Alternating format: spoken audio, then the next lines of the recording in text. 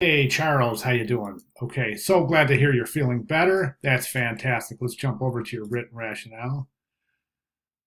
This is good. One thing you're describing your decisions, and that's fantastic, and that shows me that you're, of course, you're not making arbitrary decisions. You're making decisions based on the research that you've compiled and what you know about the client and what you have decided the message is going to be based on the data extraction that you have compiled in that research stage. So that's fantastic. One thing I see the writing is, could you do a little better job on describing how the monogram represents your client?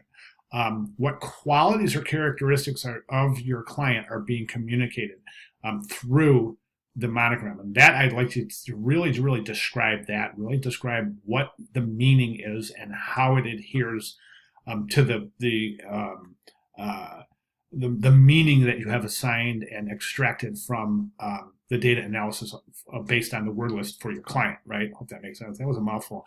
Anyway, so a little bit more on that, on how the logo fits the communication. I'm sorry, how the monogram fits the communication. But the good thing is that you've described this, and I think this is great right here. I loved this last sentence here where you say, "As I look around, I see my PlayStation," and that's good. That's telling me that you're doing visual research, right? You're looking around and you're seeing how things are applied, and that's how graphic designers learn.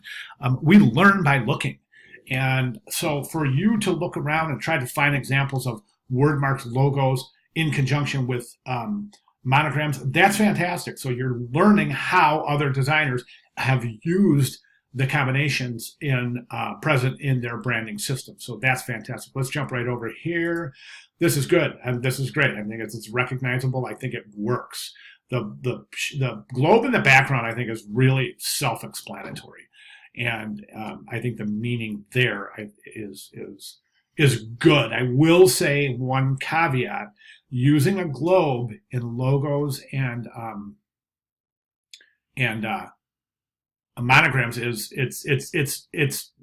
it's been done. I mean, it's definitely been done. So as long as you're aware of that, it's not a cutting edge idea. It has been done before, right? I mean, we've seen it, but that's okay. Why do we keep seeing it? Because it works.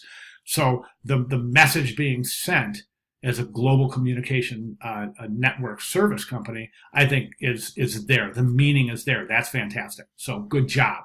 All right, moving forward, what I want you to do is I want you to open your logo, open your word mark, open your monogram, look at all three of them together and start getting them really consistent. Start developing a visual harmony with color and also font usage. So I'm not real sure. I don't remember exactly what font you used in your monogram, but you might even consider, there could possibly come a point in time where you say, okay, I'm going to replace this GNS with the same font I used for my monogram, just to create that kind of visual harmony, right? And or the typeface you used in your logo. So really trying to whittle this down to get rid of any extraneous things that aren't going to provide consistency and start adding things that will enhance consistency. And perhaps one of those things might be consistent use of typeface.